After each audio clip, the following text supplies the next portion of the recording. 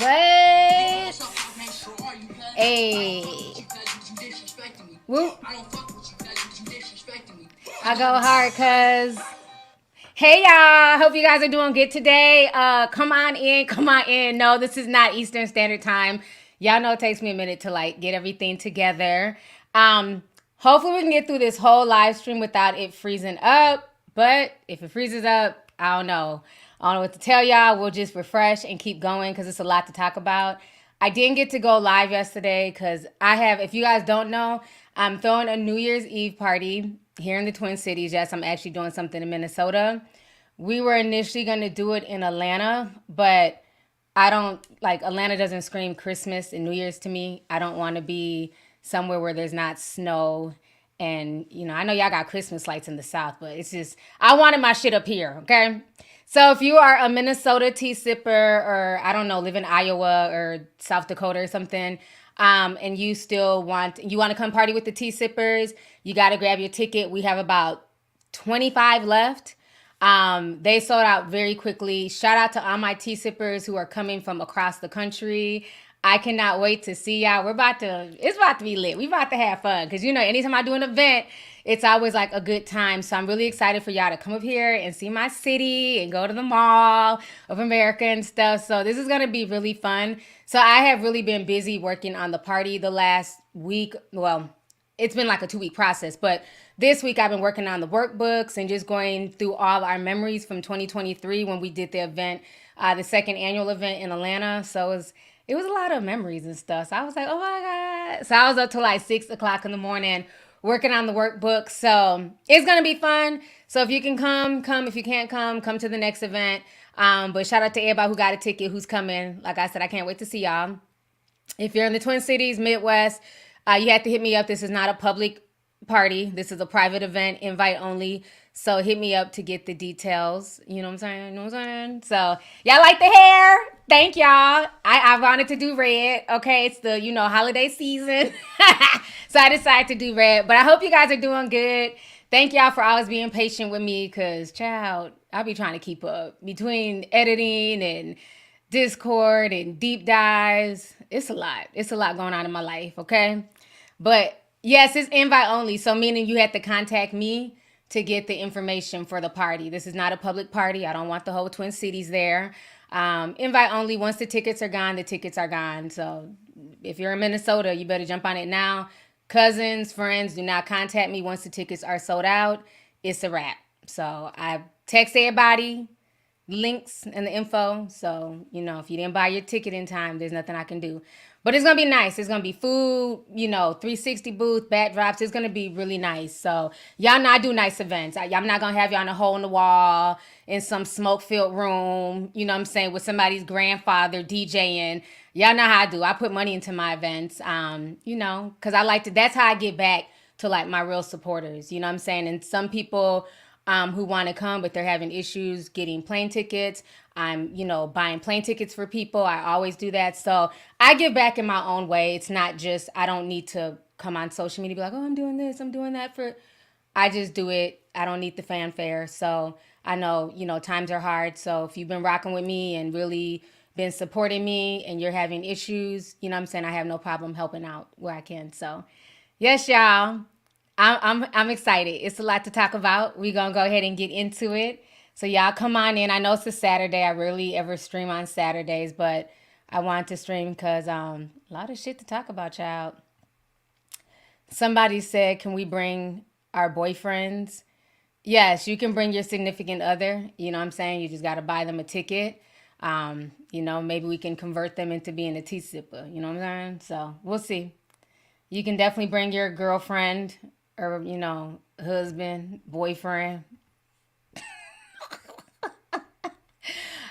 Yeah, there'll be single people there too. You know what I'm saying? Everybody's like, don't make this no couple shit. It's going to be a mixture. There'll be some couples. There'll be some single people.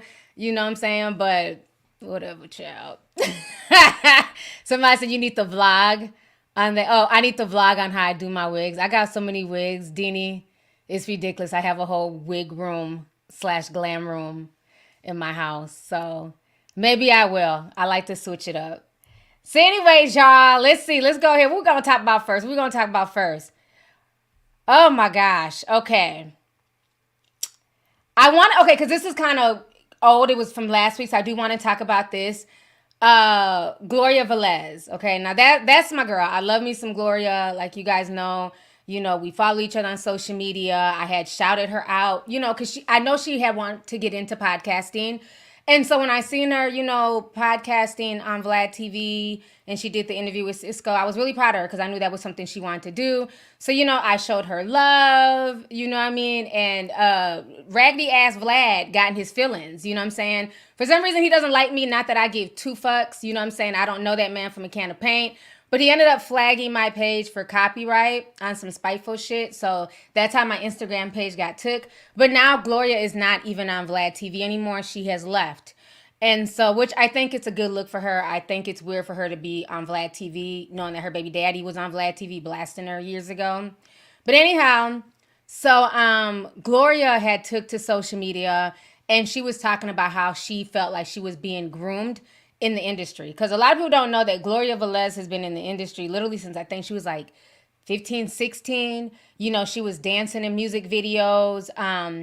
A lot of us knew her before we knew her name. You would just see her, and so she was blasting Uncle Luke. Okay. So I'm going to go ahead and show you guys this back and forth with her and Uncle Luke because I believe she grew up in Miami. And so she was one of Uncle Luke's dancers and all that stuff. So let me go ahead and share my screen with y'all here. All right. So that is good old Uncle Luther Campbell and Gloria. So Gloria took to social media. She says, if you don't think grooming is happening in this business, you're sadly mistaken. It started in 1994 with Luke and a few others in this business. I was in high school. So she posted her picture. You guys can see the picture of her in high school here. And so Uncle Luke, he caught wind of it. He was not happy about this at all. Let me see if I can find his tweet.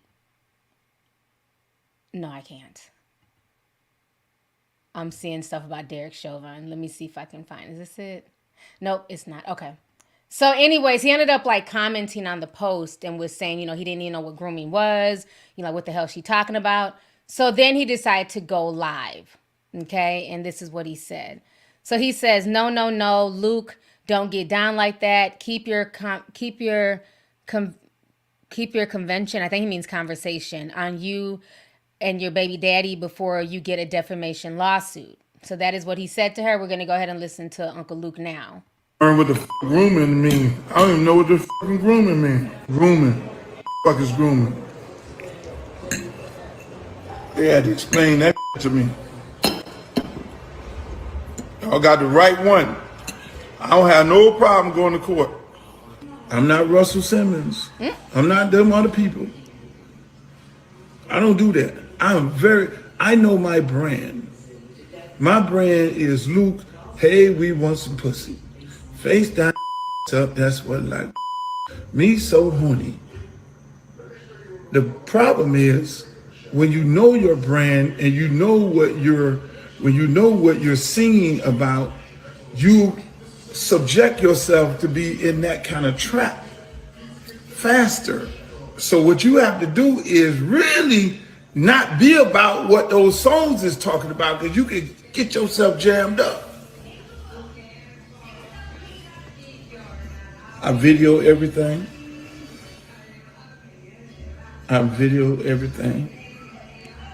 Everybody sign releases. I do shows. Ain't no underage people be doing no show with me.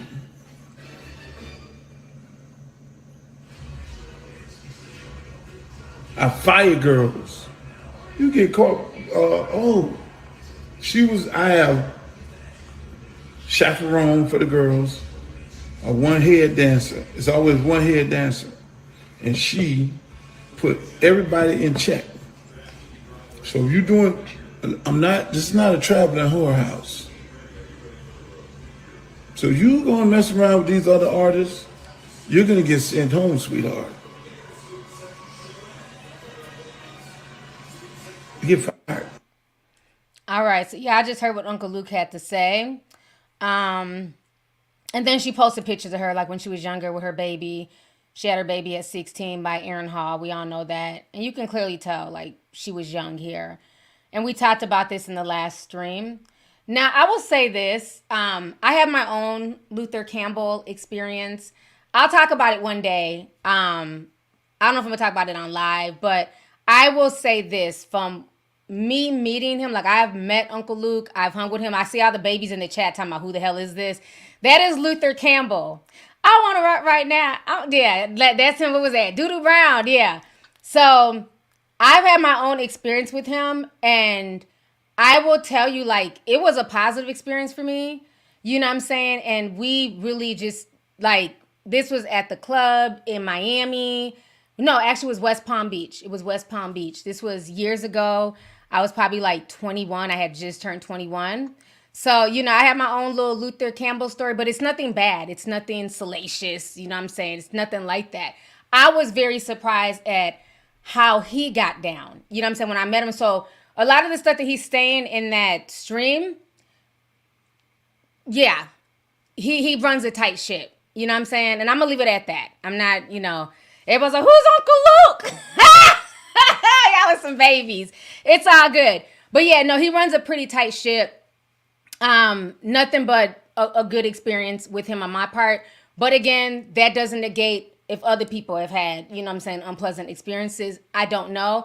But he is right. When you are making that type of music and it's all about freaking and fucking, you got to protect yourself. You know, so I hope that, you know, he has all the video and the, you know, NDAs and the, you know, photo releases that he says he has, because you do got to protect yourself in these situations. Because 2 Live Crew was definitely off the chain. You know, I was a baby back then, so I don't know a lot of the music. I know a little bit, but I remember like he was fighting the government to be able to, like, you know, freedom of speech, because Tipper Gore, Al Gore's wife, that's why they have the parental advisory sticker on music, like on CDs. Well, hell, there's not even no more physical CDs and cassettes nowadays. Everything is streaming. But back in the day, if you go back and you look at older CDs and cassettes, it had the sticker parental advisory. That came because of the Luke Campbell situation when he sued, you know, the government, you know, for trying to take out his freedom of speech. So yeah, he definitely, if it wasn't for him, hip hop would not be what it is today. He definitely fought and he won, you know, so he did a lot of the unprecedented things for hip hop.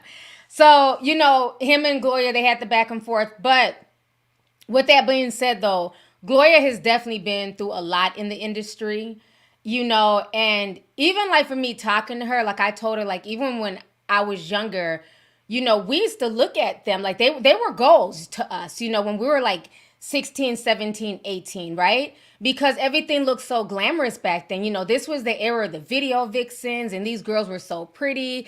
And remember, I told y'all, when you saw people on television, you automatically assumed that they were rich, because everybody didn't make it on television, right? It's not like today where everything is so oversaturated. So if you were in a video, we automatically thought like, oh my gosh, they're so rich and they're lucky. They're with our favorite rappers. They're dancing. Like, oh my gosh, I want to be a video model too, you know? So a lot of girls looked up to that. And just like the y'all's generation be looking up to Instagram girls. It's the same thing. People can try and act like, oh, you know, this didn't exist back in the 90s and the early 2000s. That's a lie. You know what I'm saying? It was sold to us as a glamorous package. You know what I mean? Everybody wanted to be in the big pimpin' video. Like, it just looks so cool. They're at Carnival and they're all these beautiful women, you know? And what I'm finding out now is that I thank God. Because again, everything is just a decision, right? You can make one split decision. It can take your life down this way or down this path. You know what I mean? And I thank God that that wasn't my story. But that doesn't mean that these other women don't have a story to tell. That doesn't mean that they weren't abused and groomed and mistreated by men in the industry. Because again, unfortunately, hip hop is a very exploitative industry where they exploit women and treat women like commodities. Is this every hip hop rapper? Of course not. You know what I'm saying? But as we're finding out more and more with Diddy, the rabbit hole goes deep. And that's what irritated me with the whole R. Kelly thing. When I was talking about the whole R. Kelly situation years ago. R. Kelly is a horrible person. He did a lot of messed up stuff, but he was not the only one. This was just the norm in the industry back then. You know what I mean? It was a lot of people. That's why you don't hear these men speaking up. Everybody's saying, well, why is nobody speaking up for Diddy? Everybody's quiet. Why is nobody speaking up for R. Kelly? Because they all have skeletons in their closet too. Duh. Why would Jay-Z speak up? Remember when everything was going on with R. Kelly? Remember Nick Cannon was writing apology letters, for doing the Gigolo video with R. Kelly. And if he mishandled anybody, he's apologizing now. Remember Russell Simmons was writing these, long ass dissertations, and then he ran to Bali. This was the culture back then in hip hop. And we were kids. We were kids back then. We didn't understand it. But now when you're older and you look back on it, it's like, no, it was very exploitative. And when you find out that, everybody in the industry made money and generational wealth off of these girls, off of these video vixens. But when you go back and you look at these same video vixens in 2023, they're not living that trife life. Some of them are doing okay. Like I know Buffy the Body, she ended up starting her own little, fitness thing. I interviewed her years ago. She was one of the first interviews I ever did. But like Esther Baxter, who's the one that turned into a crackhead that people keep laughing at?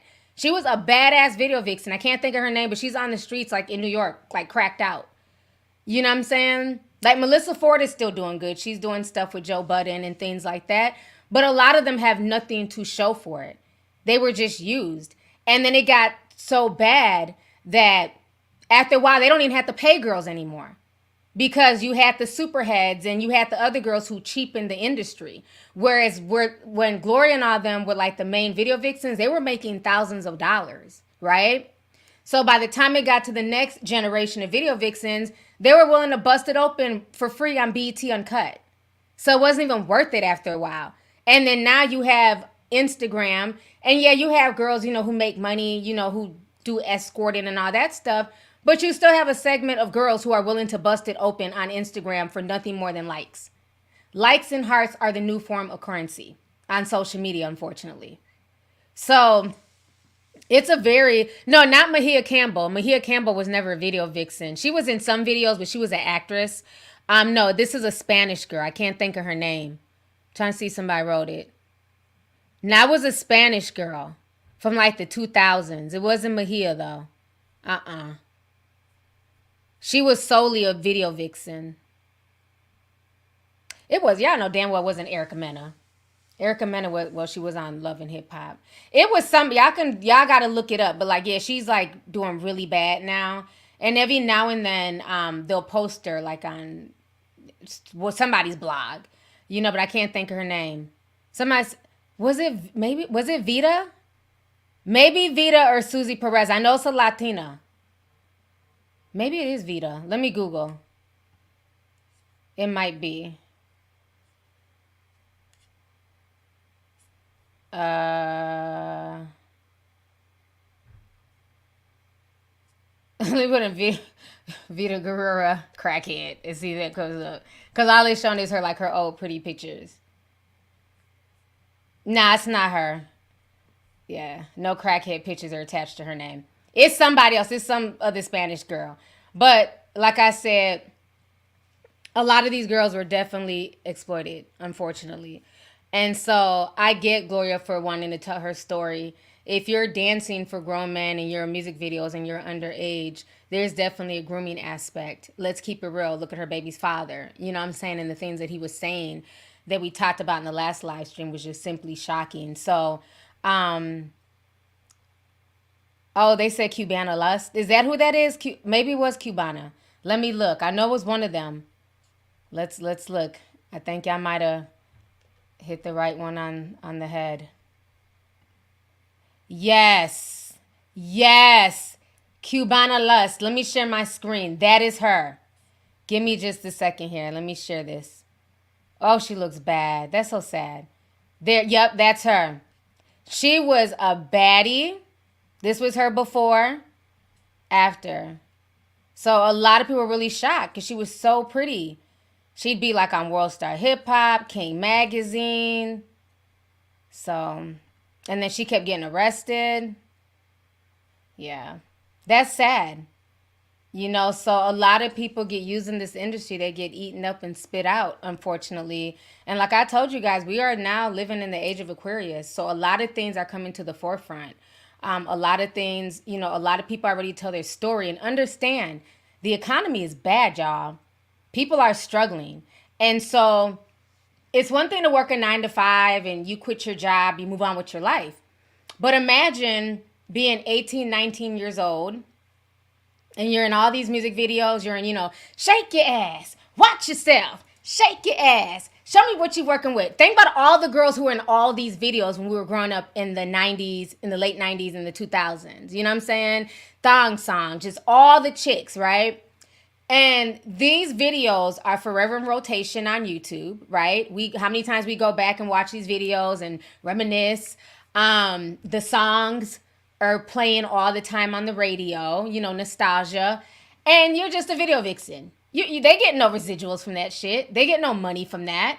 You know, you got paid your little $500 to $1,000 and maybe $5,000 for that day, and then it's a wrap. You know, so I think you're gonna have a lot of people who are coming out now. They're feeling away because these artists are still eating, the record labels are still eating, and they get nothing from that. So they're going to be coming out telling their stories more and more.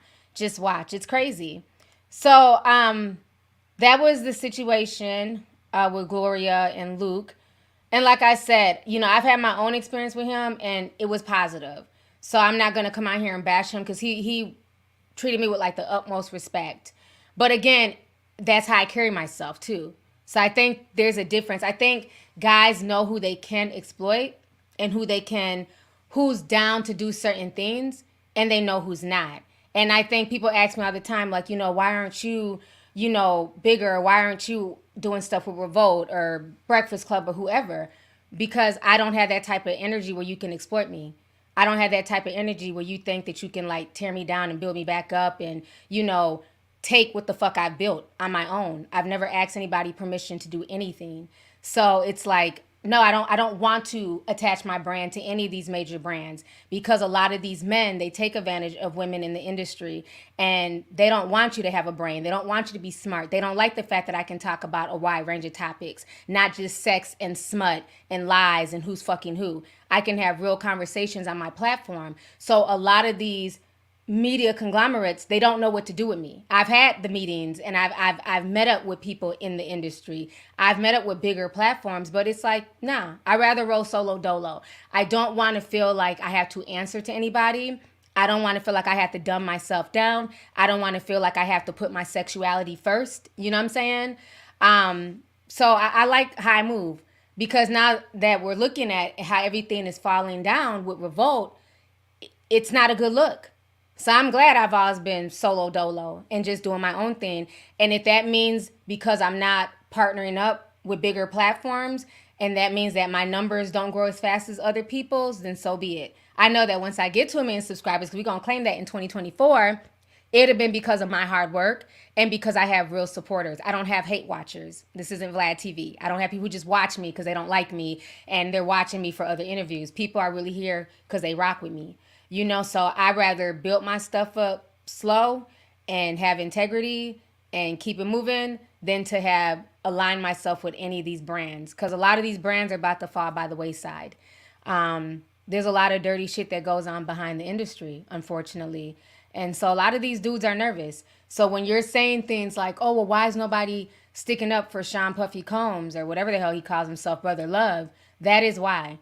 Because a lot of these men did a lot of dirt. A lot of these men exploited and took advantage of a lot of young women. It was not just R. Kelly. Remember, think about it.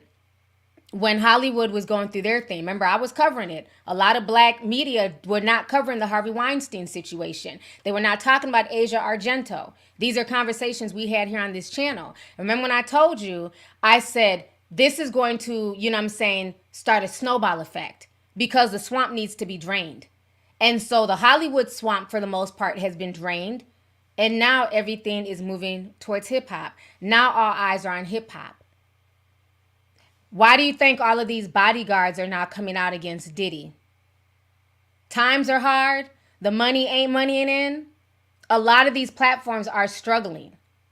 Do you notice that King Vlad, who would never step off his throne to mingle with the slums and the platforms that were beneath him, he's now he's on Hollywood Unlocked, he's on the Breakfast Club, he's on Math Hoffa, he's on all of these platforms now, trying to mix his brand with other brands. Before, you wouldn't even see him step from behind the camera. Now he's trying to like do this hobo tour about Tupac. It's weird. Now he's acting like he has all the inside tea about Tupac, but he's only doing that because now his competition is Art of Dialogue. Because that young black man has been doing his thing now for a few years on YouTube, and a lot of people are now going to his platform to give him the exclusive. So now Vlad wants to come from behind the camera and start doing interviews and slumming around with the black peasants. Because remember, all these people were beneath his platform. His platform was the top platform on YouTube. But, like they say, what goes up must come down, okay? And I'm going to keep my foot on his neck, until I get my IG page back. So if I never get my IG page back, so be it. But I'm going to still keep my foot on his neck, okay? So, yeah, it's funny now. Art of Dialogue, he's doing his thing, and I've been proud of that young man for a while now. He got my last favorite interview with Joelle from Death Row from back in the day. You know what I'm saying? She was dying of cancer, and she gave him that last interview. And that meant a lot to me as a fan of Joelle. So, now even though Joelle done did her little dirt with my homeboy Danny Boy, you know what I'm saying? She done did her little shit too. But this industry is so just, I don't know. Like I tell y'all too, it's not just the men. So don't ever think that I'm just on here bashing men and, oh, she's just tearing down black men. No, it's not about that. The women too. You have a lot of women who took advantage of young boys in the industry as well. From Criss Cross to Danny Boy and others. Y'all can go do y'all own research. But a lot of these women were on some weird pedo shit too. So, yeah. So now, I got to talk about this whole situation with Diddy and his bodyguards. So I just kind of put together a compilation that I want y'all to watch. So we have, now Mark Curry was not a bodyguard. He was an artist on Bad Boy. Mark Curry has been blasting Diddy for years, right? He came out with a book back in like the early 2000s, like 2005 or something, called P. Diddy and How He Burnt the Bad Boys of Hip Hop, Dancing with the Devil. I never read it, let me be honest, but I heard it was a good book. So that is where he comes in at. Then we also have Gene Deal. I've talked about Gene Deal a few times on this channel. He was Diddy's former bodyguard back when Biggie was alive. So this was back in the day, back in like the 90s, he was a bodyguard, and he's been blasting Diddy for years. Now we fast forward to modern day, and we have Roger Bonds. Roger Bonds is going viral simply because he was named in the lawsuit with Cassie. So Cassie was talking about how Roger Bonds jumped in to kind of, save her or whatever from the situation with Diddy. So we're going to go ahead and listen to all these three gentlemen. Shout out to Art of Dialogue. These are his video clips. So we're going to listen to this really quick here with what they had to say. Then I want to come back and give my opinion because a lot of this stuff low-key triggered me. So we're going to go ahead and watch this really quick here.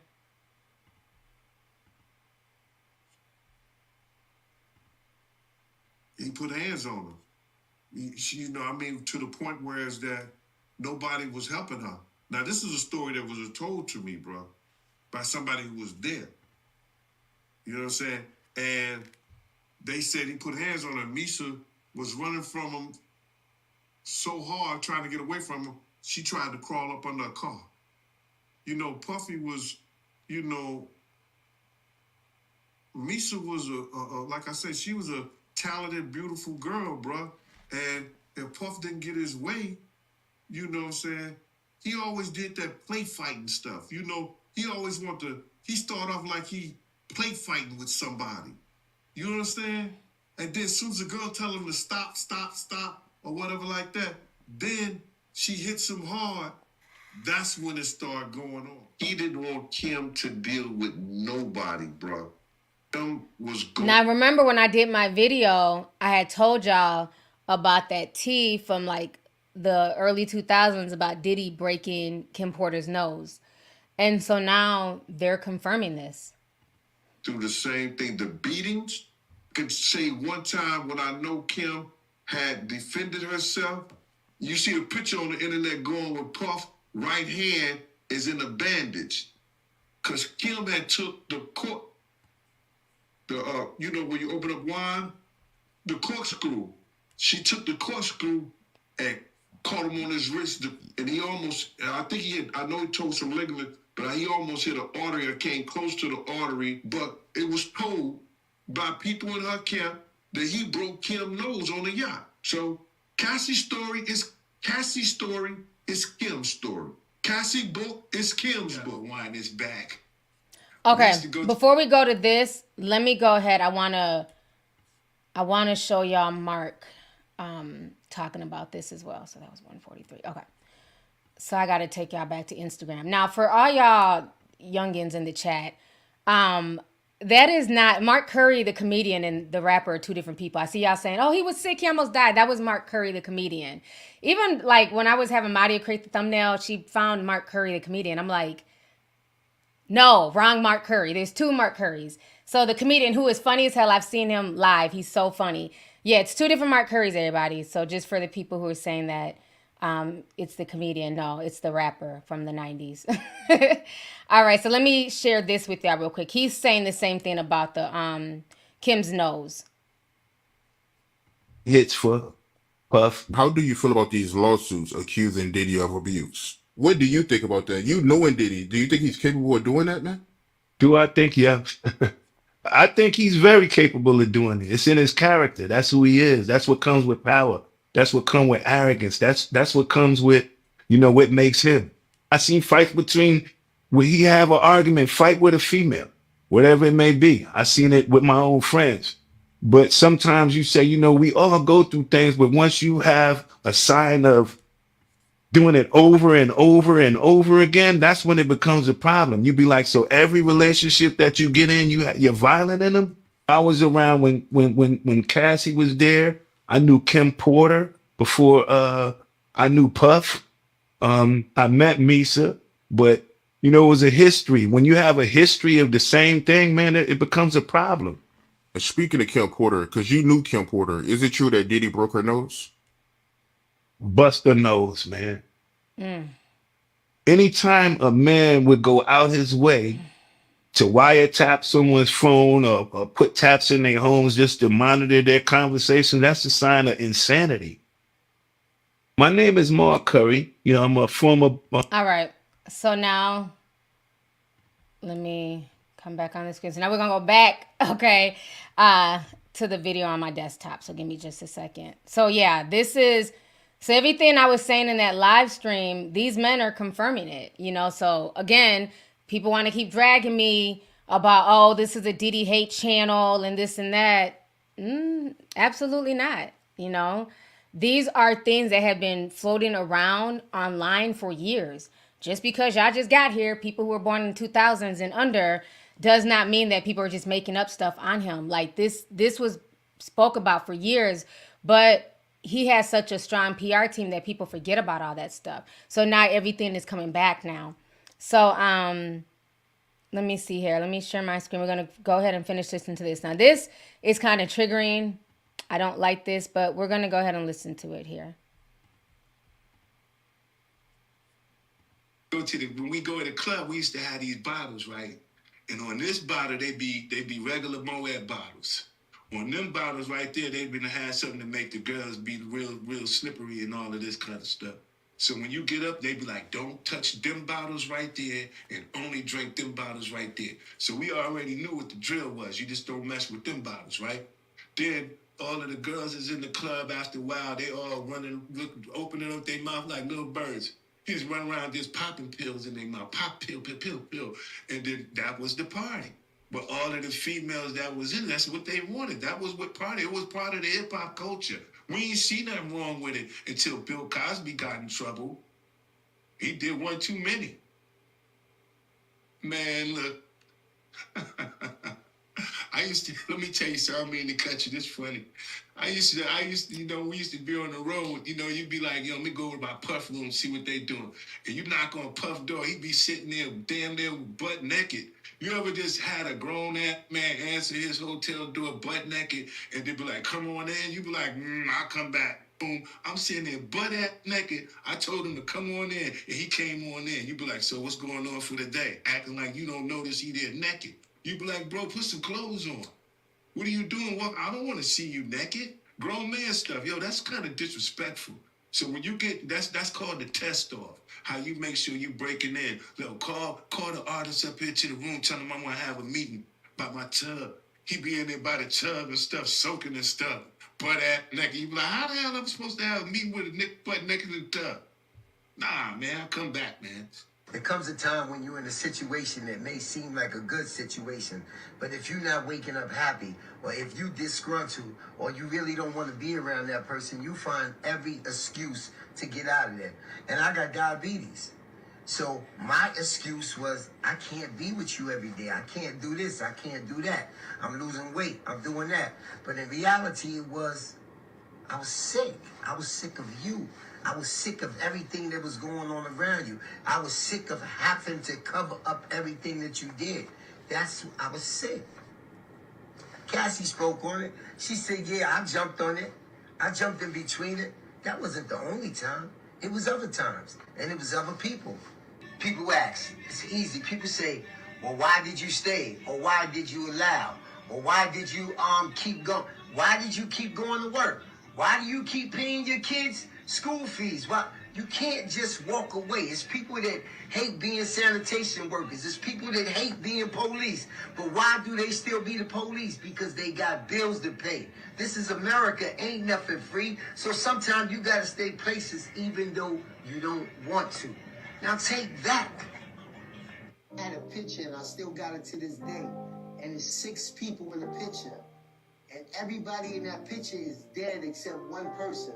But each person in that picture was killed by another person that was in that picture. And I keep that picture to this day to look at to say, yo, I never trust nobody. All right. So that was the video compilation of, just a mess. The whole situation is a mess. I'm going to say this, okay? This is my feeling about the Mark Curry part when he was talking about how they would say, okay, we got 2 different sets of liquor, right? So we have the liquor that's spiked with whatever. Then we have the regular liquor, and they were told, don't drink from that. That's for the girls. And then the girls would drink that liquor. Then all of a sudden they'd be super loose. They'd be wanting to pop pills. That is really disturbing. That's really disturbing to hear because, again, it makes me feel like, okay, so are y'all really coming out because y'all really care about these girls? Because why wasn't anything done back then? Like if you're in that situation and you see a lot of these girls that are coming to these parties, they're really coming genuinely as fans, because when you're a fan, you see your idol a certain way. You're seeing the person that you see in the music videos or in the movies, and that is the idea that you have of them, right? But a lot of these people in the industry, it's like really Jekyll and Hyde. And so for them to like kind of sit back and watch that as grown men, to me is really disturbing. And the other bodyguard, Roger Bonds, he's saying that, well, he needed to pay his bills. And I definitely get that. But at what point in time, once you see that something is not right, do you remove yourself? Do you only remove yourself once the situation's not beneficial to you? And I think that's the part like I don't like. I think that's the part that's really disturbing and very criminal, because it's almost like all of these men sat by and they watched this happen, but it was okay because it wasn't their daughters. It wasn't their girlfriends. It wasn't their mothers. It wasn't their sisters. And this is why I say a lot of times I don't give a fuck about any of these rappers' daughters like that when they try to be overprotective and, oh, my daughter and I got my shotgun. I said that a few streams ago, like, nah, y'all don't care about other people's daughters, but now everybody's supposed to have all this undue respect and, hands off your child, but you had no problem finger fucking somebody else's child in public in the park and allowing yourself to be photographed, the game. You had no problem doing all types of ratchet shit to like other people's daughters and other people's mothers and sisters, but now your child is off limits. Especially men who have daughters, you have to treat women how you want your daughters to be treated. Because like I always say, the same tears that you cause a woman will be the same tears that you'll be wiping off your daughter's face. And that's real talk. And I feel like a lot of these men are now trying to atone, right? And make amends because of all the things they were involved in, the way they treated women. So whenever I see guys going super hard on their daughters, that's because they wasn't shit as husbands and boyfriends. You know, even that whole situation with T.I. and his daughter when, it ended up being supposedly a joke when he was talking about getting her hymen checked. There was nothing funny about that. Like, you were smashing some other father's daughter's hymen. Why is your daughter's hymen all of a sudden off, not available? So it's the whole thing is just sad. It's just sad. So it's very disturbing. Like, I get it that they're coming out and they're telling their truth. They were witness to all this, but it's also disturbing to know that grown folks witnessed criminal behavior, because all of this is criminal. And everybody just sat there. So it just shows that a lot of people's silence can be bought. A lot of people's integrity can be brought. And as long as the money is coming in, see no evil, hear no evil. That's the same thing that happened, with R. Kelly. That's why I said it shouldn't just be R. Kelly should not be the only one in jail. A lot of mofos need to be in jail with him, including the staff, the old man who kept crying online that took Aaliyah to go, get the fake birth certificate. London on the Tracks mama, because she was out here at the mall, playing R. Kelly's wing woman, luring young girls in for R. Kelly. R. Kelly can't even read or write. Let's keep it real. He's good with music. He can make music, but he can't read. So who is booking these plane tickets for R. Kelly? Who was doing all this stuff for R. Kelly? And it seemed like a lot of people were cool with it while the checks were running. Even like I said, there's two sets of R. Kelly victims that I rock with. There's the ones that I feel like are real victims. And then there's this new breed of victims that I don't give a fuck about. And y'all not going to shame me to give a fuck about Faith, Rogers, and half the other girls talking. Because they were chasing a bag. And they got burnt in the end. Everybody has been known since the damn 2000s that R. Kelly wasn't shit. So if you're going to take your grown ass over there to R. Kelly because you're thinking, I'm different, not me, that's on you. So I've always told you there's two sets of R. Kelly victims for me. There's the old school set, like the braider, who was arred and disrespected, Aaliyah, a lot of the younger ones. But these new girls, they can kick rocks. I don't give a fuck about Faith Rogers. Fuck that bitch. Because y'all know when she tried to get up in my DMs and talk tough. So I feel like at the end of the day, you have people who are in positions of power who abuse it. You have people who run to certain things because they want the fame. They want the proximity to fame. And as soon as the money dried up, as soon as he wasn't able to, cut them a check and, pay for, their breast implant upgrades and all the shit he was paying for, then everybody wanted to jump ship and play victim. And that's the part I don't respect. Like, if the person is a messed up person, the person needs to be a messed up person. They can't be messed up with this instance, but then in this instance, they're cool. So y'all was cool with everything he allegedly did to Aaliyah and everybody else.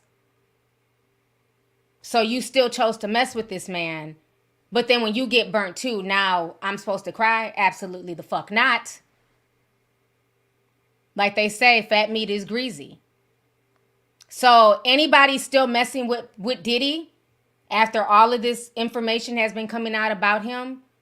Because what Cassie did, she basically opened up a whole can of worms with that lawsuit. So if Carisha wants to sit there and still defend him and run behind him, that's on her. But I will not be crying any tattooed tears. Because at the end of the day, everybody's grown. So people choose what they want to deal with, what they want to endure. That's on them. But I think it's really, really sad that women can see other women being in these situations and getting abused and going through it, and they're still ready and willing to line up because they think that somehow they're different. They're above the abuse. They're above the belittling. And, he did that to her. He would never do that to me. Well, he can do that to you, especially if he has a pattern of this. From what he was saying, Misa went through a lot of abuse. It got so bad that Misa had to run underneath the car to get away from him. I'm sure that at some point in time, Kim may have witnessed some of that or knew what was going on with Misa. Because if you go back to Wendy Williams' old book, I remember that because I still have the book somewhere, the Wendy Williams Experience. She used to write books back in the day and like really put the industry on blast. And I remember her talking about how when Misa and Diddy were together, Kim was a side chick. But folks ain't ready for that conversation. Y'all go back and read some of Wendy Williams' old books. Because she was putting a lot of stuff in those books back in the day. So I wonder, if that's one of those situations where she felt she could change him and she ended up getting the same man that Misa had. Because I didn't know that until Mark Curry said something. I didn't know he was also, whooping on Misa. So the whole situation is sad. I don't know if y'all remember that from the book. Yeah, look, somebody said, Sister Sola said, yes, that's old New York tea. Yes. If y'all was around back then, y'all remember, she was the side chick. He was with Misa. But like I said, folks ain't ready for that conversation. When we speak the truth, then we're seen as, hating and being messy. But yeah, Lady Hotep says, I read that first book. Yes, remember that in that book. Mm-hmm. Yeah, Corinne Steffens. Yep, even her book, she put a lot of stuff in there as well. So I don't know. I just find it very interesting that all of this stuff is coming out now. It's sad. I hope that all these women get justice. I don't feel bad for him at all. I don't feel bad for what he's going through. You know what I'm saying? It's couldn't happen to a better person because he's taken so much advantage of people over the years. And the thing that I don't understand is you're rich already. How much money do you need? You can't take half this stuff to the grave with you. Like, imagine if he would have just been a fair person. Imagine if he would have just paid everybody their worth. But instead, he wanted to do sneak stuff. Put his mom and his son on publishing that they did not earn. Meanwhile, the artists who put their blood, sweat, and tears and their writing and their skills into the music that we all still love to this day, their family is seeing none of that generational wealth. So it's greed. But again, I don't want to make this just a knock on Diddy. There's so many people in the industry.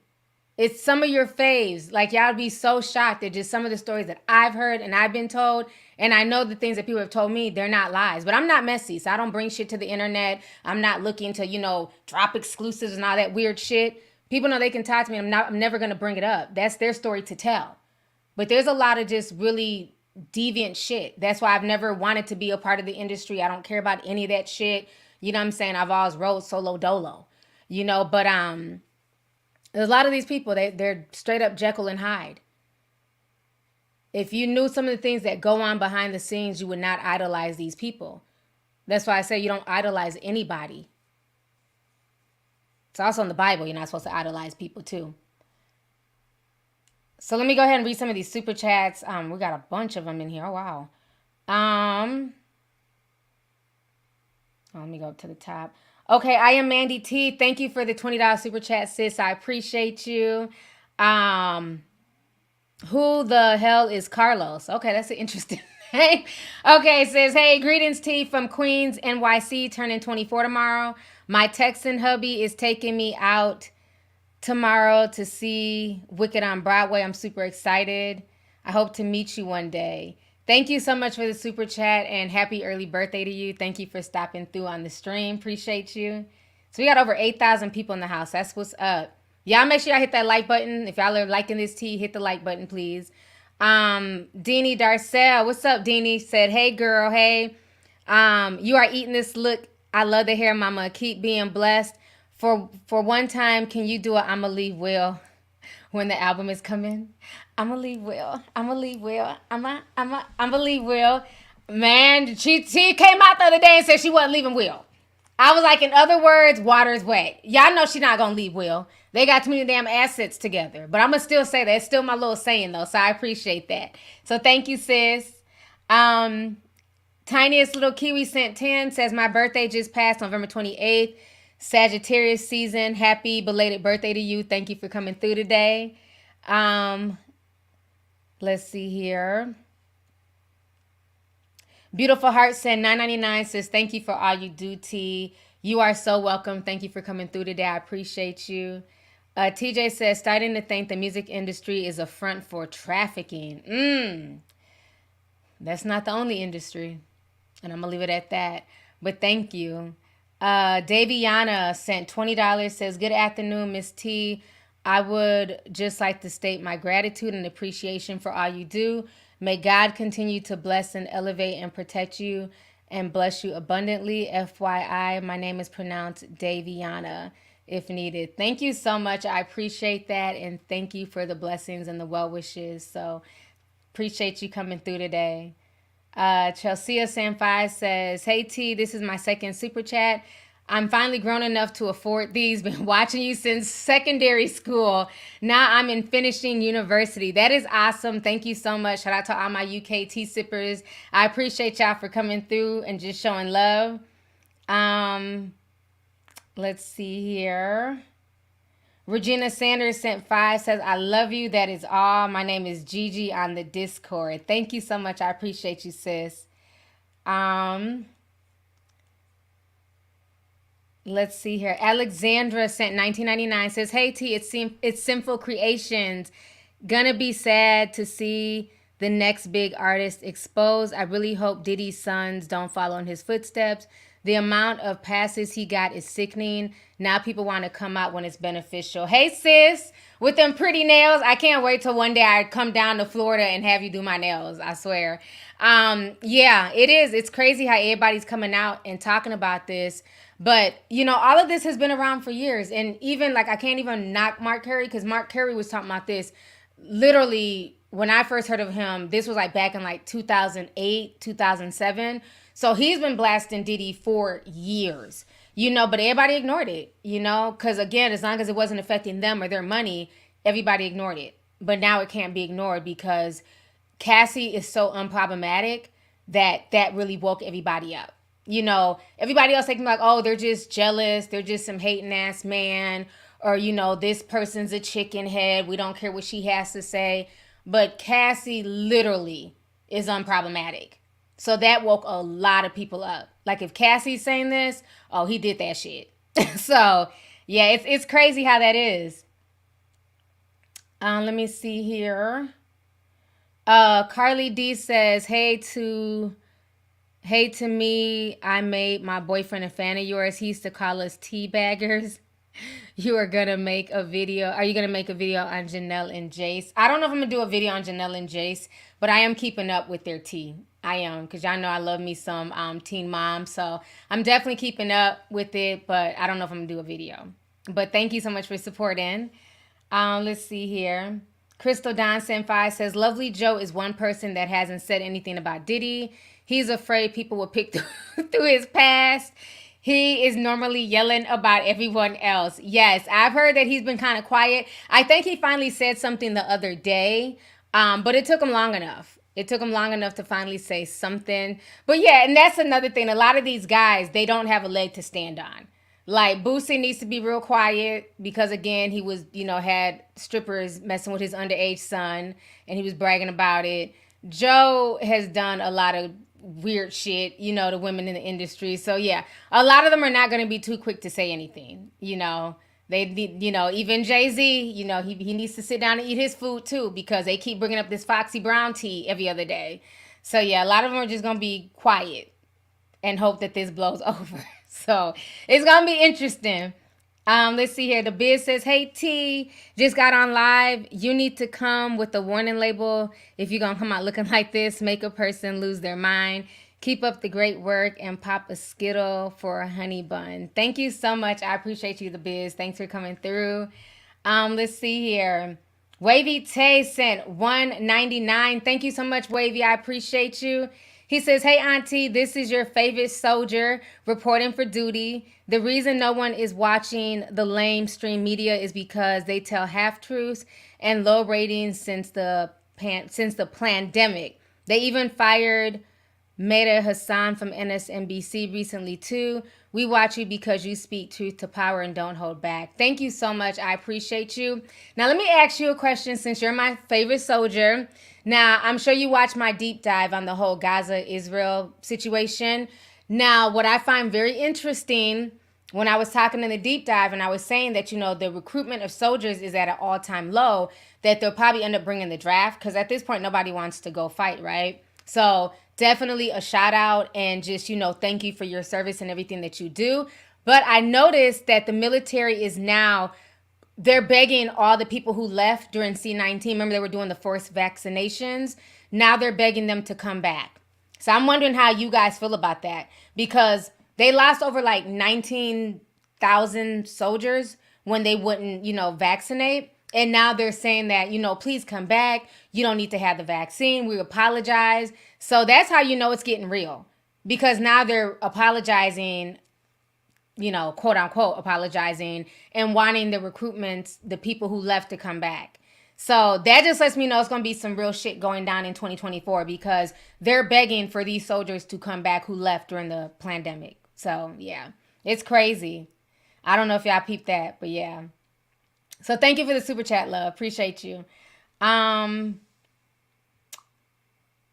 Hillette sent $10. Says, remember Kim Porter's friend Erica Kennedy and her book Bling? The cause of her expiring was not released. Yeah, I do remember Erica Kennedy back in the day. Very interesting. That's coming back up too. I've been seeing the younger generation on TikTok talk about Erica Kennedy. For y'all who don't know, that was Kim Porter's best friend. She had released a book, basically blasting some people in the industry, and she died shortly after. So yeah, it's very interesting how all this OT is coming back to light. Listen here. Black Sands sent $1.99. Y'all are not playing today. Oh my gosh. Thank you so much, Black Sands. I appreciate you. They say, hey T, watching you on my lunch break. I'll go back and watch the rest at home. All these women coming forward with their stories reminds me of the song 7 by Prince.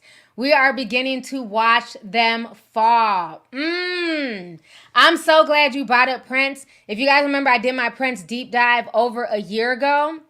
And that was one of the things that people were trying to decipher what Prince meant by all 7 and will watch them fall.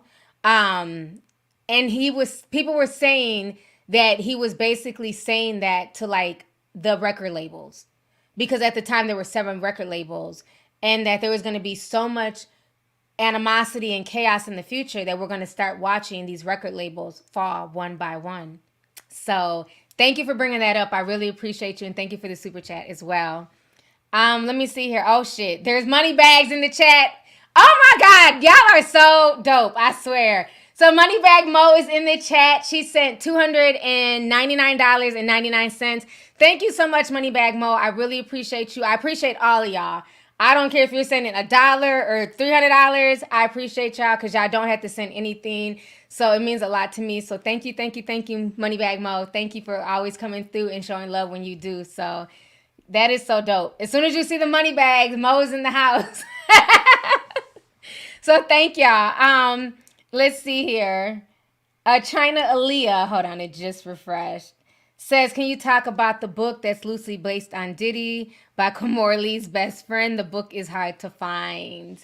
We just talked about it. Yeah, it's very hard to find, but it's a decent read. There's a lot of tea that was spilled in the 2000s. So I think a lot of folks are going to go back and just really go back and go through those books, like Wendy Williams and all types of stuff. So thank you so much. Let's see here. IVEF sent $20, says, hey T, love what you do. Love from London, UK. Thank you so much. Appreciate you. Thank you for coming through with the super chat as well. Steffi Baby sent 5, says, Sloan Bella said that when Kim Porter spoke to her that the house was bugged and that her nasal spray was spiked with poison, and that's how she died. I did get a chance to listen to Sloan Bella's whole stream. I'm not going to lie, it gave me chill bumps. Like, she was saying some stuff that now that everything has come out is very eerie. And she also said that Diddy would be exposed in the month of November. And that is what happened, is that Cassie, the lawsuit, everything hit November 26th. So it's very interesting that Sloan Bella was saying this, almost a year ago. And then a year to the date that she said it, he got hit with all of these lawsuits. So yeah, man, it's crazy. It's a lot going on. It's a lot. So I want to go ahead and segue over here, because I've been on here for an hour already. So I want to go ahead and segue into this situation with Keke Palmer and Darrius Jackson. So if you guys remember, I did a stream a few weeks ago about the whole Keke Palmer, Darius situation. And basically, she came out with like video evidence. It was like a still shot of him abusing her. The mama was going off on social media. It was a hot mess. And then Darius had released audio that Iman got a hold of. And in that audio, you can hear Keke Palmer and her mom basically going at him. So this whole situation is crazy. I'm going to go ahead and play some of the audio for you guys here. Kind of like a flashback. And then I'll go on into what's going on with them now. Okay, and I kind of have it time stamped here of them from like the podcast and just random clips. So it's very weird to see her mom online, you know, doing all of this.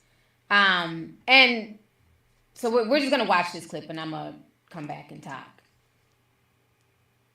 Okay, so we're just going to watch this here. Man, you're dating. You got to be very careful who you introduce to your kids. Right, it's so true. That's why when I get my new man, I'm going to be careful, Darius. I promise. I'm not going to have to...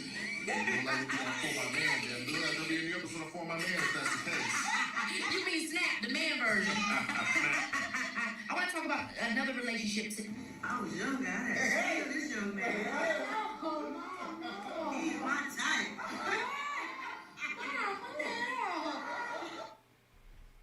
Like, when I was yeah, you said nasty things to me. I didn't need to say them back.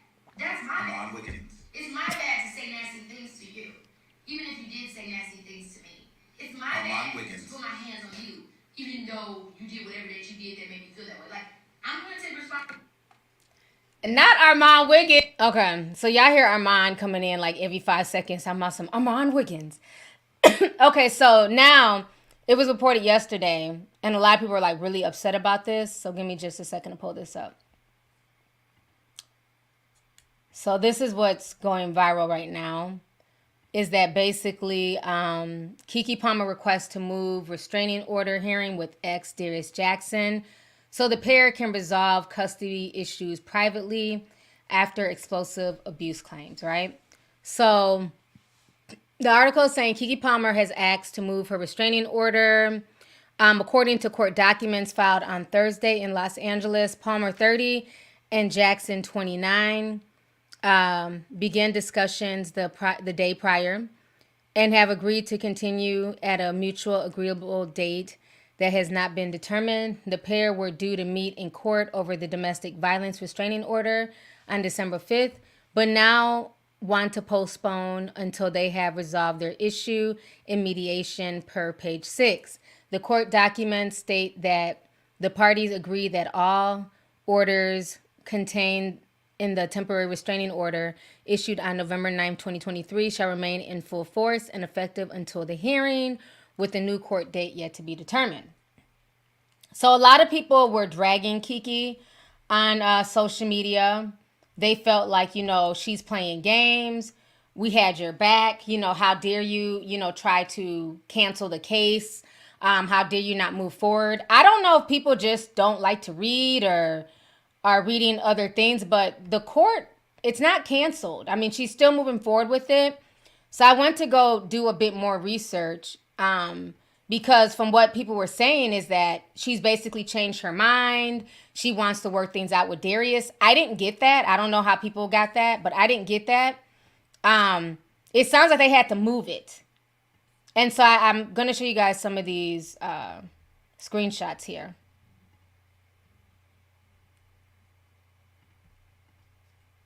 Okay, I'm going to share with you some stuff on my desktop. So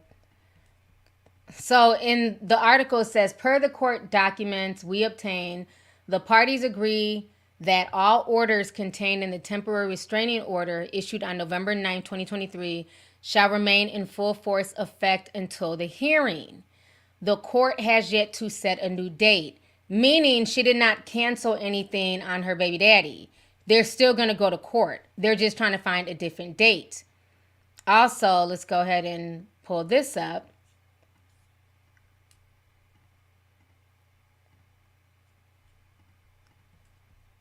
So in this article, they're saying we're told a criminal investigation by the police is ongoing. So again, people saying that she dropped charges. That's not what's being told here. The reason the restraining order court date was moved from December 5th is because Jackson's lawyer was not available. The calendar date will be moved to January. Sources conclude that Keke is concerned about her privacy, Leo's privacy, and the privacy of her family. So her preference is to resolve the situation privately rather than in open court if possible. But if not possible, the hearing remains on the calendar and Keke will stop at nothing to ensure the safety and health and a healthy outcome for herself and Leo. Okay? And then we also have this court document.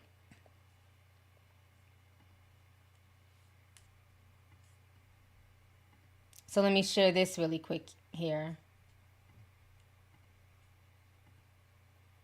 Okay. So request to continue and reissue the TRO on January 18th. Stipulation in order January 4th. So meaning, and this is the case number, the names involved. I found out later that Lauren is Keke. I never knew that was her first name. So they're still going to court. So I think that, people attacking her and saying, she's an idiot, she's going back to him, that's not the case. So I think, people have to be like really smart before just posting anything and really dig in. So they didn't cancel anything. Basically, they're still going to court. She would rather have it private, of course. Anybody would want something like that private. You don't want it open for the public. You don't want YouTubers showing up, live streaming in front of the courthouse during this custody case. So she's still going to court. The charges are still remaining. The police are still investigating. So I wanted to, clear that up because I saw like a lot of comments and I'm like, I think people missed what the article said. So yeah, everything is still a go. But like I said, I just think the whole situation is sad that it's even gotten to this point. But we'll have to see what happens. He has his receipts. He's claiming that, he was abused too and she put hands on him too. So like I told y'all before in my last live stream, I'm going to let the courts do their job. I'm not judge, jury, or executioner. I'm going to let this play out in a court of law and keep sipping and minding my business, okay? So, but I did want to update that because I saw a lot of people just like really going in on her when that's not the case. They're still going to court. They're still going to fight it out.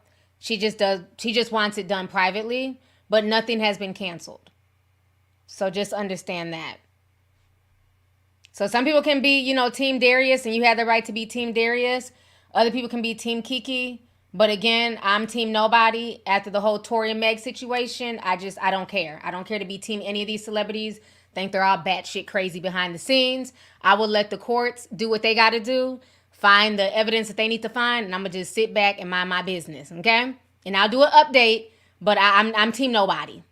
I'm Team Neutral. So, yeah. Look, somebody said I'm Team the baby. There you go. I'm Team the little baby, little Leo, okay? My fellow little Leo baby. I'm Team him. But as far as these adults, they're all crazy behind the scenes. I don't trust none of them. Everybody, they showcase what they want you to see. You don't know what goes on behind the scenes. So let the court figure that out. Too many people be trying to jump on these teams, and then when you find out the real tea, then it's, now you want to jump ship. Not doing that. But let's see here. So now let's go ahead and talk about. Okay. So I got to talk about this Teyana Taylor situation with Iman Shumpert. Okay. So shout out to all 9,000 people in here. Please hit the like button. Okay. If you guys are enjoying this stream on this good Saturday, hit the like button. So if you guys don't know, Teyana and Iman are going through a divorce. And so more information has come out. And they're saying that she secretly filed to divorce him. And she's saying that he's a jealous narcissist. So everybody's talking about this on social media. I'm going to go ahead and share my screen here really quick. Give me just a second.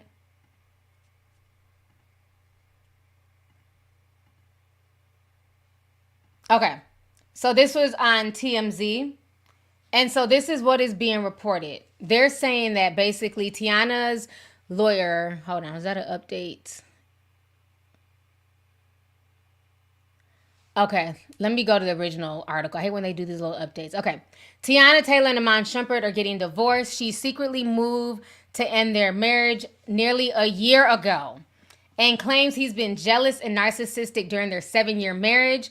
According to their new legal documents obtained by TMZ, Teyana filed to divorce the NBA player back in January, more than 8 months before they announced their separation. In docs, Teyana detailed the demise of their marriage, accusing Iman of being jealous about her fame and feeling insecure about being good enough for her, despite the fact that he was earning way more and playing basketball than she could ever dream of making in music. Teyana claims Iman would grow annoyed when they would attend public events together and photogs would ask him to step out of frame. Okay? She says that when Iman signed a $40 million contract with the NBA's Cleveland Cavaliers in 2015, the same year he was also paid $8 million by the New York Knicks, he remained aggravated by her notoriety and jealous of her acting career and insecure about being her man. Sources with direct knowledge tell TMZ that Teyana wanted to keep this private as long as possible, initially choosing to file with their initials. However, Iman's recent filing in the divorce proceedings included their full names, thus thrusting everything into the spotlight. Teyana claims that when Iman started sending her negative text messages with condescending and manipulative language in response to her being in the spotlight, she claims he would pick fights with her for no reason and even on her birthday and then apologize. Wow. Whew. Let me go ahead and come back on the screen, child. Okay, so basically, like I've been telling y'all, everything that glitters is not gold. I remember everybody was screaming that their relationship goals and, black love, this and that. I always felt funny about their relationship. I liked them together. But what turned me off was the hobo threesome tour that I talked about years ago. Because it seemed like there was something missing. When you got to sit there and let the whole world know about your sexual exploits, what you do in your bedroom is your business. It's not my business. It's not social media's business. But when they went from Breakfast Club to Angie Martinez to this platform, constantly talking about their threesomes and busting bitches down, I'm like, what kind of marriage is this? This is weird to me. So now a lot of people are bringing that up. Like, is it because of all these, weird ass threesomes that she was engaging in? Did this come back to bite? And so now she's speaking about this on a podcast. Let me see. So we're going to watch this really quick. We're going to watch her response to this threesome situation. So let me share my screen really quick here. Okay, here we go. End of the day, I believe in agreements. Period. But put some respect on a woman's swag. I feel like they're trying to take that away from the woman to feel like, oh, you doing it because that's what he wanted. It's like, nah, that's actually, not what it is. I run this. What makes me happy is feeling like I'm still free. I look at polyamory, monogamy, and all the things in between as an orientation. All right, let me come back on the screen. So you guys hear her, trying to make excuses and, put some respect on the woman's name. I wanted it and this and that. And maybe she did because she gives me, lesbian, bisexual vibes anyways. So maybe she did want it, but I'm not buying that. Because again, if this is something that you wanted, there was no reason to bring us into the group chat. If this is something that, that's just how you and your husband get down, then that's y'all's business. Why bring this to social media? Either you're bringing it to social media in hopes that, you guys are planting seeds that when they, slide up in your DMs, these girls as guards will be down and they'll be down to do threesomes with y'all. Because I'm not buying it. I'm not buying that, put some respect on my name. This is what I wanted. Because again, people who are just freaking, that's what they want. That's what they do. That's just their thing. It's nobody else's business. It's not the world's business, And it's very interesting that, everybody wants to keep pushing all this polyamory stuff and, multiple people in one relationship. But I keep telling y'all, three's a crowd, bitch. Three is a fucking crowd. Everybody thinks three's company. No, three's a crowd. And eventually somebody's going to start feeling away. It's all good at first because it's new cooch, new adventures, new dick, okay? I get that. I get the thrill of it. But eventually, you cannot split yourself evenly 3, 4, 5 different ways. You just can't. Somebody's going to feel left out. Okay? And people trying to have all these weird ass rules. Oh, we can only fuck when we're all here. Okay, bitch. You keep on thinking that your husband is only smashing this chick when you guys are all here. Absolutely not. When you're on the road and you're gone and you're busy or you're at work, they're still smashing. Okay? Sir, you might think that your wife will only do a threesome when you're there. No, because you guys already opened up Pandora's box. So when you're on the road touring or doing whatever, he's still breaking your wife off. Okay?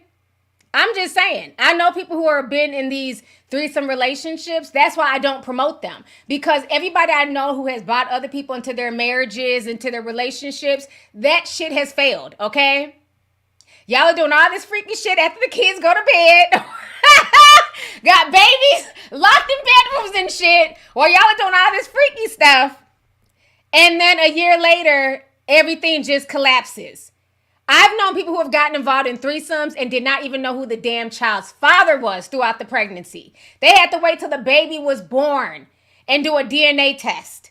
Like this, come on, we got to do better. Y'all are getting pregnant during threesomes. Y'all are fucking your little brother's baby mama just because you're so desperate to keep your man. I'm sorry. Oh shit, I didn't mean to say it. I done call somebody out, but I don't care. I said what the fuck I said. You can be mad. You should never sleep with your little brother's baby mama just to make your baby daddy happy. Just people be on some weird shit. Don't come asking me in the club and telling me that, you know, you and your man fantasize about me and can I join y'all in a threesome? Absolutely the fuck not. It's not a turn on to me. Again, grown folks can do what they want to do, but I just wish people stop acting like it's just one big happy home. Somebody eventually gets jealous, okay? Somebody eventually feels some type of way. Okay, yes, the sex can be good. Everybody's coming at the same time. Great. But now it's time to clean. Now it's time to do dishes. Now it's time to, take this person out. Oh, well, you took her out or you bought her that bag. You didn't buy me that bag.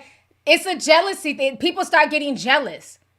And like I said, all y'all want to act like y'all are about that life on social media. Like I'm down to do whatever. But like I've told y'all in the past, can you really handle it when you've been with somebody for years, right? A few years, y'all want to bring this new person into the relationship, right? Can you really handle bringing another man into the bedroom and he's making your wife or girlfriend moan like you ain't never heard her moan before? How you doing? And can you really handle, you and your man bringing another chick into the bedroom and this motherfucker's toes is curled, it's curled this way and shit, and he's moaning like a little bitch, okay? Can you handle that? Because everybody talks about the good part, but can you really handle that mentally? When everything is done and everybody done came and shit, can you handle that? Or are you going to be like, damn, I ain't never heard you moan like that, bitch. Like, what the fuck? You know what I mean? These are real questions. So that's why I didn't agree when her and Iman were doing this hobo tour and acting like, everything's cool and, oh, yeah, we busting down bitches. But now we find out behind the scenes he's jealous. And how do we know that Iman wasn't jealous? Because Teyana out here acting like a full-blown lesbian, not including him in the threesomes. How do we know that that's not the cause of his jealousy? Because y'all done brought all these people into the relationship. How do we know that she wasn't treating these other people better than she was treating him? I'm just saying. When you open up Pandora's box, anything can happen. So don't let these celebrities gas you into, getting yourselves involved in stuff, being unicorns. We talked about this a few years ago. I had a tea sipper. She was a unicorn. Basically meaning that they call her when they want to bust her down. And after a while, it's like, okay, now the husband and wife, they're going their separate ways. They done, got their little roll on with you. They might drop some money on the nightstand, but now you're left by yourself, just feeling used. Nobody wants to feel used at the end of the day. We're all human beings. We all have emotions. Nobody wants to feel like they're being taken advantage of. And no woman is going to put up with that for years. Like, yeah, it might be cute when they're 21, 22, 23, but eventually that woman may want a husband, start a family. So, yeah. So I'm not buying that. I'm not buying anything she's saying on that podcast. Oh, put some respect in my name. Girl, bye. Next. She was trying to do a bunch of freaky shit and it backfired. It didn't work out because, again, no matter what you do, no matter who you bring into your relationship, if your relationship is not solid, that shit is going to go by the wayside. And I've just seen too many instances of people that I know personally, okay, who have brought other people into their relationships thinking the shit was cute, getting gassed up by social media, and now everybody's divorced. The husband done ran off with the little sister. Just all types of weird shit that y'all be involved in. Or the woman done got dicked down so good by the pool boy, now they're together and you sitting here twiddling your thumbs, mad, punching walls and shit. I'm just saying, be careful who you invite into your relationship. It can be the downfall of your relationship. So, yeah. Y'all do what y'all want to do, child. I'm just here to, give y'all some advice. That's it. That's all. I can't believe I did bust that person out. I feel bad. Shit. I'll be getting a text message later. Not you busting me out. It was a long time ago. I'm not judging you.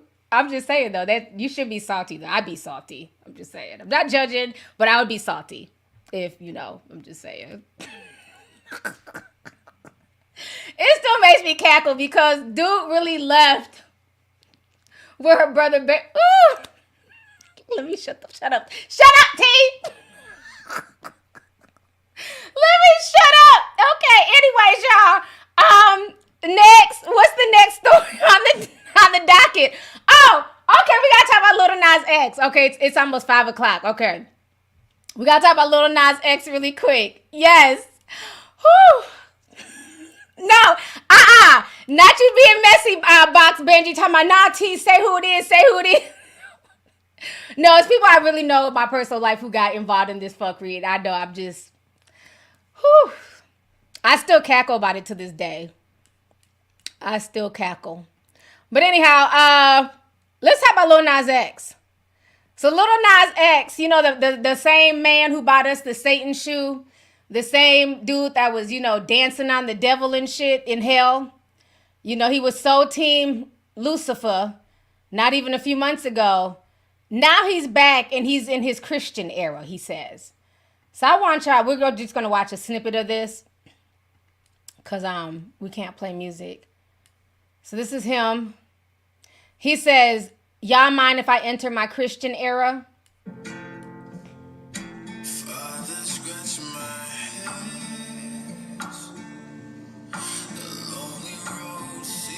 Okay, that's all y'all gonna get. Y'all can go watch and listen to it. So people drug him. People were not here for it at all. So he ended up coming onto social media. He said, making Christian music doesn't mean I can't suck dick no more. The two are not mutually exclusive. I'm allowed to get on my knees for multiple reasons. He's just disgusting. Like, first of all, I'm gonna need you to keep that same Satan shoe energy, with the blood of the devil in the heel of your shoe. I'm gonna need you to keep that same energy because what you're not gonna do with Lil Nas X is play with God, okay? What you're not gonna do is play with Christians. Mark my words, he would not do this if this was, he would not do this to Muslim people. He would not be like, oh, I want to be my Muslim bag. I see my little income. Oh, y'all don't mind if I still suck dick as a Muslim. People only clown Christians because they feel comfortable clowning Christianity.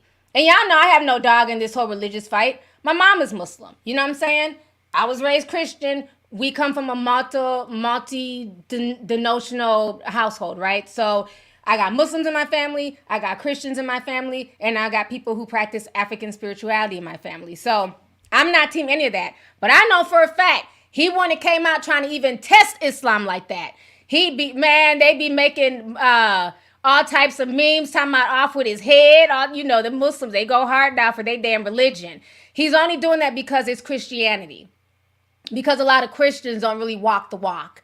You know what I'm saying? For him to even be talking about Christianity and sucking dick, and I'm not saying that there's not Christians out here who, who suck dick and, who are gay. That's not what I'm saying. But the fact that I know he would not say that talking about Islam. Let's keep that all the way real.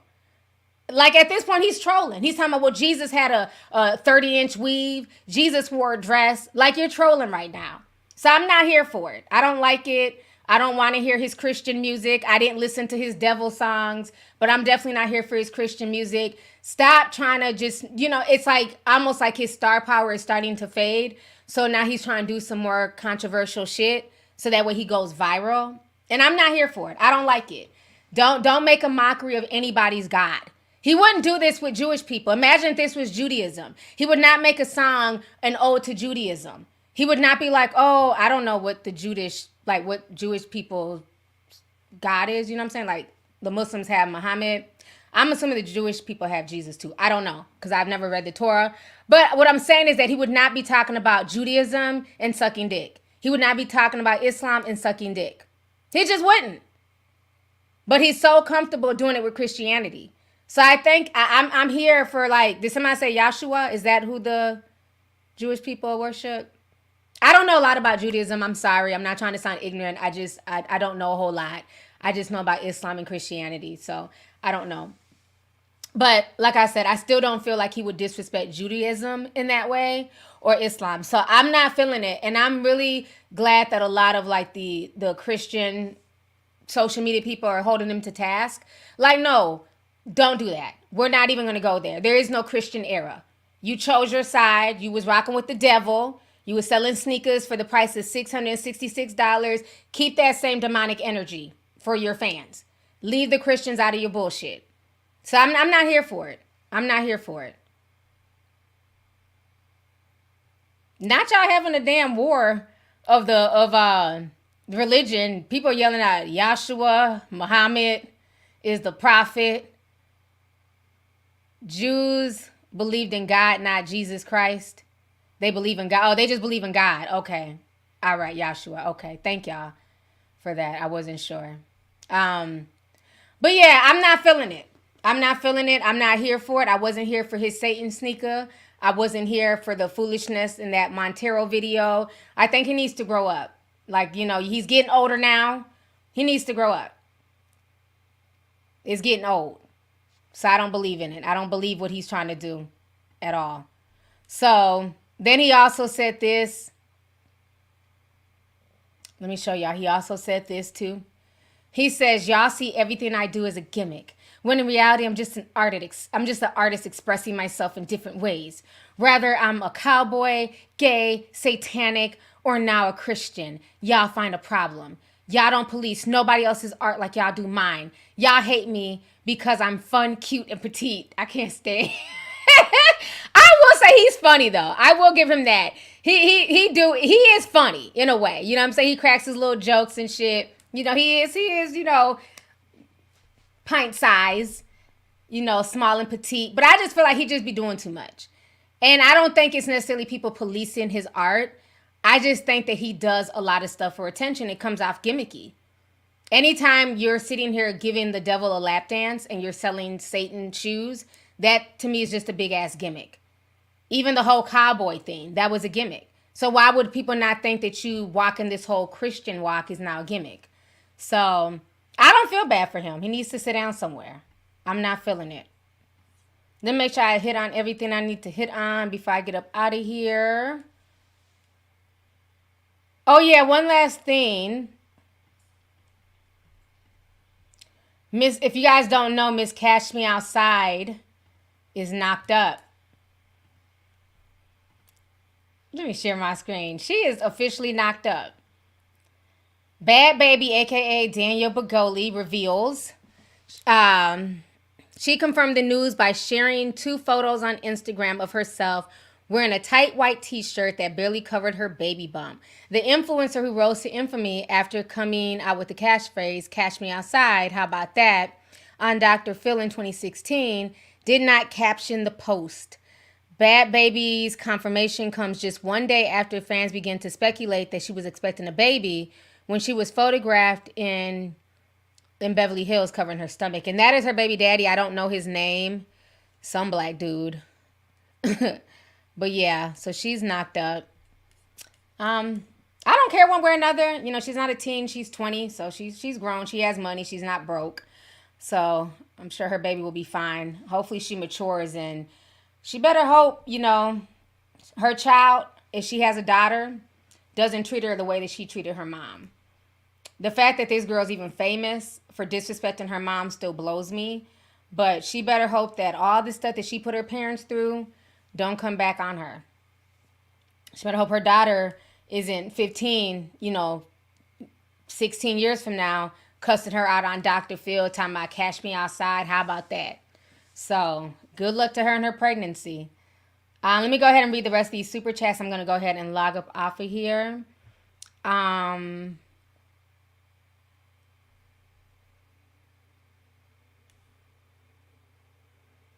Nunu sent 199, says, wouldn't be surprised if Diddy did something to white women. I'm not sure. I don't even know if he's ever dated white women. I'm not sure. Ronafil sent 10, says they are deviants everywhere. A famous male singer in Korea owned a club called the Burning Sun and had employees drugging women customers for celebrities, politicians, and police for tips. Wow. Rotten Mango covered it. I didn't hear about that. That's sad. Blatino Boy sent $10. Says YouTube is playing in my face. Didn't even notify me that you went live. What? I don't know what's up with these YouTube notifications. I be talking to my YouTube manager about it, but they swear up and down that we're bugging. So, but I'm glad you're here now. You'll have to watch the playback, though, of the stream. But thank you for coming through. Nene sent $9.99, says, you seen the video of Charleston White going off on Cam Newton's podcast about his delivery? It's on X. No, I have not. I'm going to have to check that out. I haven't seen it, though, yet. But thank you so much. Tony sent $100. Oh, my gosh. Tony says, the slow movement of lava does not make it any less hot.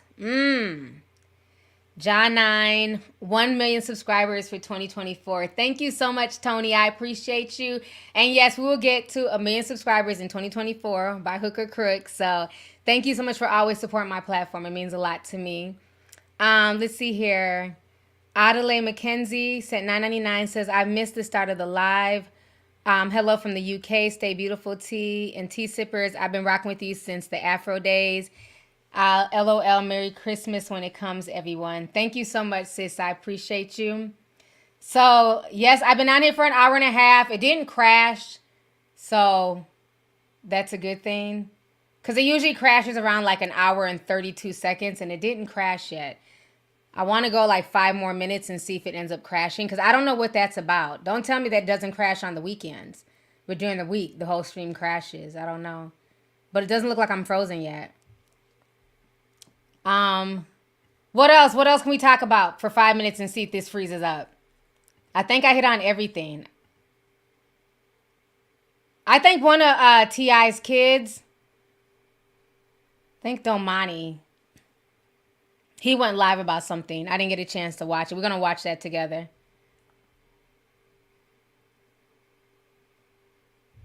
Fat Joe said he never sued anyone for songs. Okay, Fat Joe, we don't care. All right, we're going to watch this real quick.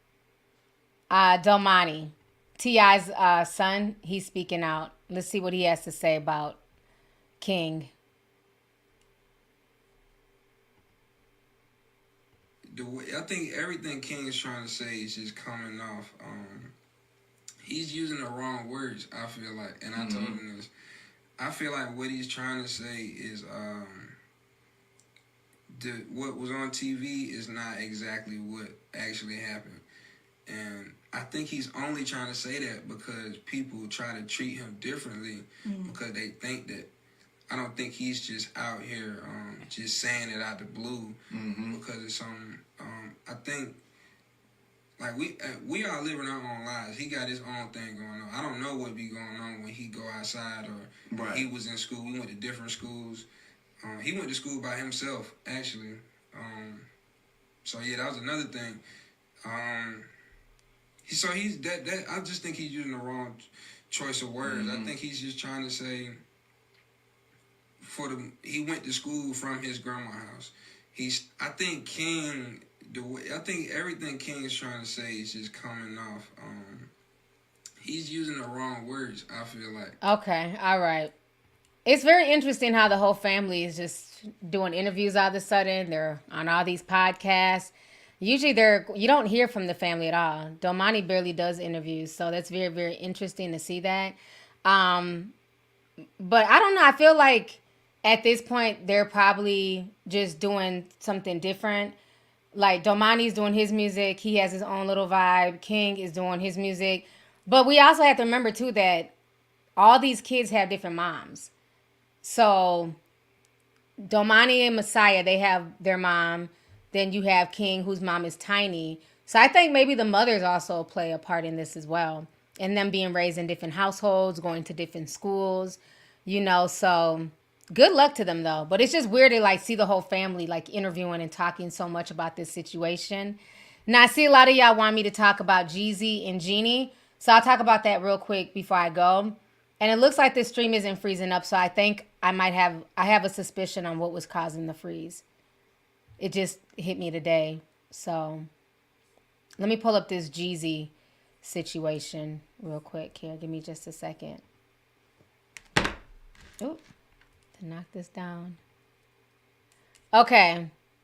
So Jeezy and Jeannie are trending again. Let me pull this up here. Okay, so Jeannie Mai has responded to Jeezy's divorce petition, and she is more than insinuating he cheated on her and claims that they will have a huge effect on their prenup and division of assets. So according to TMZ, Jeannie insinuates that her estranged husband is guilty of infidelity, her lawyers write. The wife reserves the right to amend this counterclaim and to add other grounds for divorce, but which the wife does not wish to specify herein at the time, in hopes that the matter can be resolved without having to disclose such conduct publicly. But it gets even more poignant. Wife further shows that the court should enforce paragraph 8 of the prenuptial agreement regarding infidelity, which provides a permanent part that in the event either party engages in sexual relations, an emotional relationship, or is emotionally or sexually suggestive in communications with a third party via all forms of electronic communications, including but not limited to texting, sexting, FaceTiming, social media, and our direct message, shall result in significant financial penalty upon the adulterous party. In other words, she's accusing Jeezy of being unfaithful and claiming he got to cough up a bunch of dough. As a result, the docs do not say who exactly Jeezy was allegedly banging, talking to, or seeing. Damn. So she is putting it all out there that basically Jeezy cheated on her. And she wants that bag. She wants the money. We still need more proof though. She got to bring receipts. She can't just say that, he cheated. She got to bring receipts. At this point, I don't care.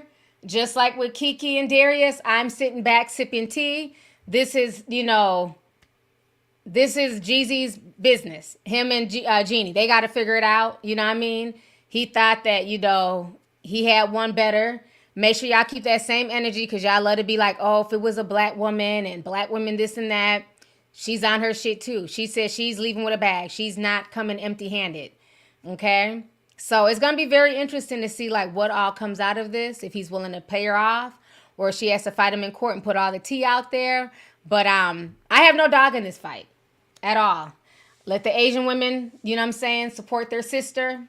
Okay? And have her back and make videos. I have no dog in this fight. I'm just here to sip tea. Okay? So good luck to the both of them. And their situationship at this point.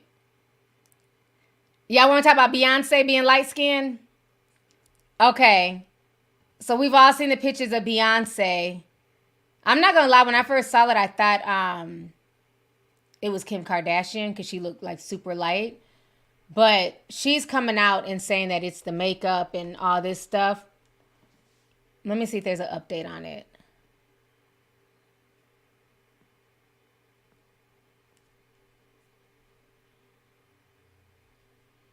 Okay, now it's public. Now it's going mainstream. So CNN is even talking about this. Let me share my screen really quick. So CNN is saying Beyonce's platinum renaissance look was triggering for some in the black community. Here's why.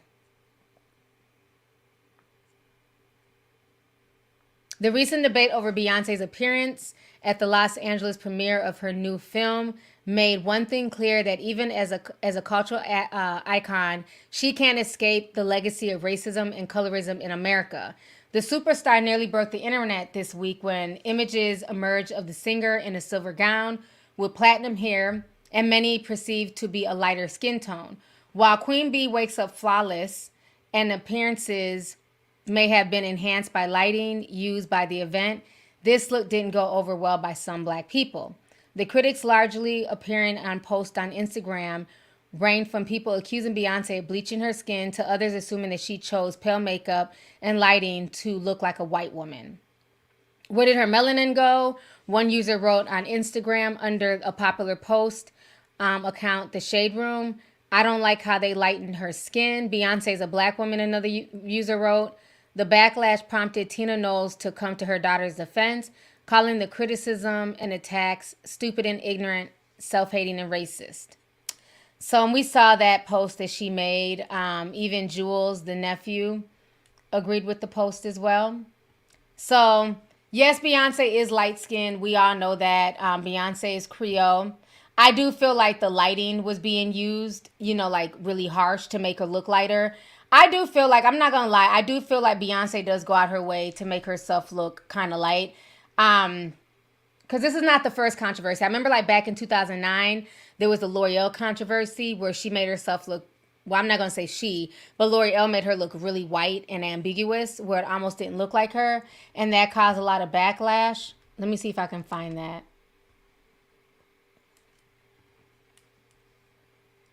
I mean, this was like years ago. Okay, I found the picture. Let me share that. Y'all remember this back in the day? This was like back in like 2008.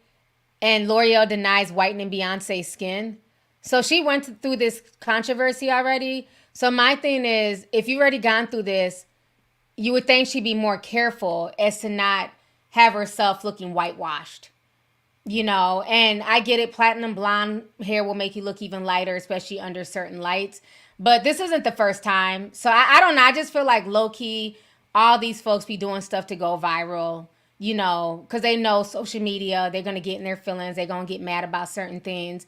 So I wouldn't be surprised if she, chose that super white look to look lighter for controversy so people go watch the film. Because again, like I said, she was already under scrutiny years ago. So you would think she would learn from that. Now, I'm not saying that she can't go blonde or platinum blonde. That's her business. But there's certain things, where she can go platinum blonde, but still bring out her true complexion, okay? Because, Janice Combs, ain't nobody more platinum blonde than Janice Combs. And she's never going to look as blonde as Beyonce. I'm so messy. You know what I'm saying? So, look, don't nobody wear a platinum blonde wig more than Janice Combs, honey. Okay? At all. So there's ways that you can still keep, a little bit of melanin and wear that platinum blonde. Okay? Here goes Janice here. All right, on that note, y'all, it is almost 5:30. The stream did not crash. I'm so happy. We had over 9,000 people in the house, y'all. This has been a wonderful stream. I know it was last minute. I never stream on a Saturday, so thank y'all so much for just coming through last moment and just, supporting my stream and supporting my platform. Thank you to everybody who sent the super chat. I know there's still some more coming in. Let's see here. T, did you talk about 50 Cent is making a surviving Diddy documentary? It's been confirmed by Page 6. No, I did not. I didn't know he was actually going to make it. What's very interesting about 50 Cent talking all this stuff about Diddy, do y'all notice, and this is not me trying to be messy, he's awfully quiet about his homeboy, DJ Envy. Now, DJ Envy has been accused of scamming folks. You got folks out here crying on the news about, their money. They're not able to pay their rent, their mortgage.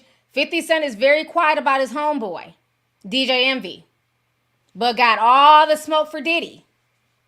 I'm just saying, if you're going to keep your foot on Diddy's neck, also keep your foot on alleged scammers as well, 50. So He's not ready for that conversation, but he does have a lot of smoke for Diddy. But I'm going to be here for it, though. I'm still going to watch it. Don't get me wrong.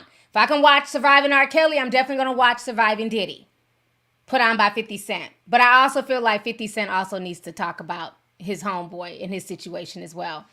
Real Housewives, everybody keeps saying that. What is going? I have to catch up. I have not watched Real Housewives of Potomac.